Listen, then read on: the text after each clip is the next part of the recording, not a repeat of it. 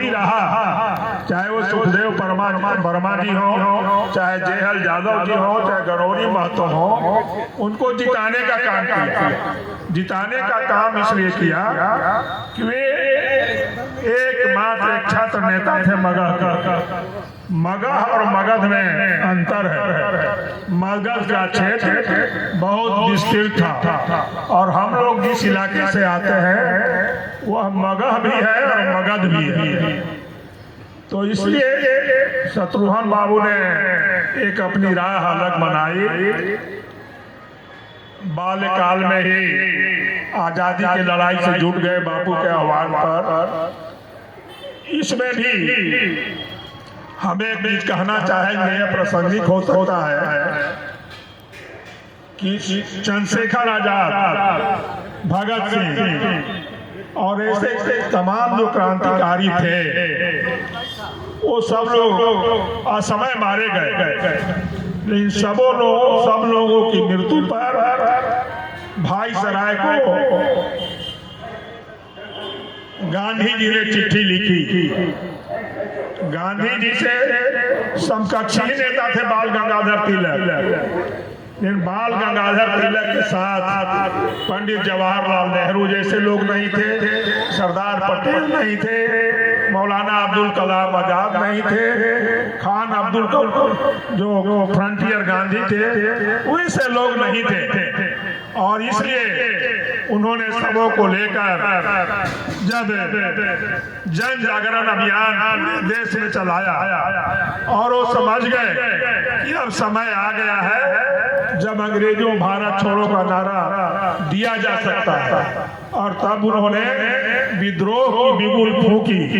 जब जाति और धर्म की लड़ाई समाप्त हो गई, 1931 में इसको तोड़ने के लिए अंग्रेजों ने जातीय गणना कराई।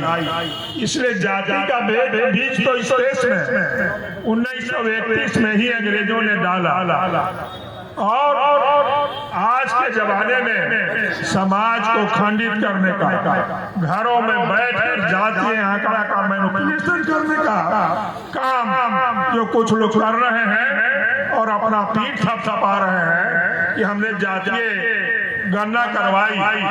हमें कहना चाहते हैं कि आप जब मुख्यमंत्री बने तो आपको 115 MLA आया। उस समय कहाँ आपने आरक्षण किया था? मुखिया में, जिला परिषद में, पंचायत में, अति पिछड़ा का। और जब आपने आरक्षण किया तो 115 से आप आ गए 75 पर। और जाति को जब खंड खंड में बांटा और ऊंची जाति के खिलाफ घृणा पैदा किया, आप सिमट गए 44 पर। हमसे एक भूल भी हुई थी। जीतन मांझी जी का दामाद चुनाव लड़ रहे थे मधुपुर में, तो हमने कैसे विरोध किया। गलत काम था।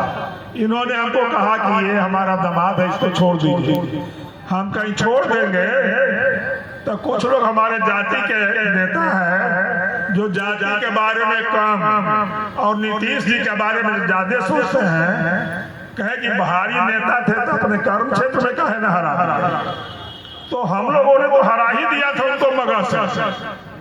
लेकिन जो लोग उत्तर बिहार के लोग थे, जहाँ पर गढ़ था वहीं इनको 40-42 सीट मिल गया, नहीं तो काफी नीचे 20-22 पर सिमट जाता। और लालू जी की जनसंख्या कहाँ चली गई थी?